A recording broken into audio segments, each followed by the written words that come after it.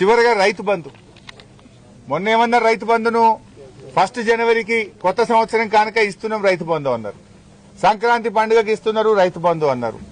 ఎలక్షన్లు అయ్యేటప్పుడు ఎలక్షన్ కాగానే 17వ తారీఖే రైతు బంధు కోడ్ ఉన్నది, కోడ్ అయిపోగానే 17వ తారీఖే రైతు బంధు వేస్తామన్నారు. 20 తారీఖు వచ్చింది.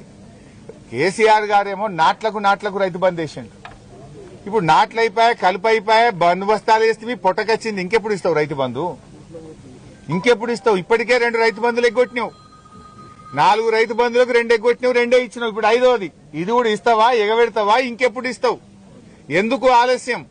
కరోనాలో కూడా కేసీఆర్ గారు రైతు బంధు ఆపలే. నువ్వెందుకు ఆపుతున్నావు? నువ్వు కాంట్రాక్టర్లకు మాత్రం 20,000 కోట్ల బిల్లులు ఇచ్చినావు. ఈ సంవత్సరం 20,000 కోట్లు కమిషన్ల కోసం బడా కాంట్రాక్టర్లకు బిల్లులు ఇచ్చినావు.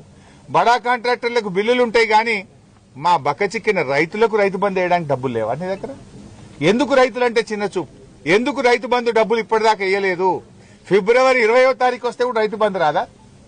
మొదలేసినవి మార్చిలో అయితే ఇక కోతలకే వస్తాయి. మరి పెట్టుబడికి ఇస్తావా, కోతలకి ఇస్తావా? పోయిన యాసంగికి సన్నవడ్లకు బోనస్ ఎగ్గొట్టినావు. మరి ఈ యాసంగికి సన్నవడ్లకు బోనస్ ఇస్తావా, ఇయ్యవా? ముందే చెప్పు. ఇప్పుడు బోనస్ వస్తుందంటే వేసుకుంటాం, లేకపోతే దొడ్డు వేసుకుంటాం. దొడ్డు వేసుకుంటే ఓ 4 క్వింటాలు ఎక్కువ పడతాయి. బోనస్ వస్తాయంటే సన్నయ్య వేస్తారు. బోనస్ రాదంటే దొడ్డు వేసుకుంటే 4 క్వింటాలు ఎక్కువ పడుతుంది కదా. నువ్వు పోయిన యాసంగికి బోనస్ ఎగ్గొట్టినావు. మరి ఈ యాసంగికి బోనస్ ఉంటుందా ఉండదా రైతులకు స్పష్టం చేయాలని చెప్పి కూడా నేను డిమాండ్ చేస్తూ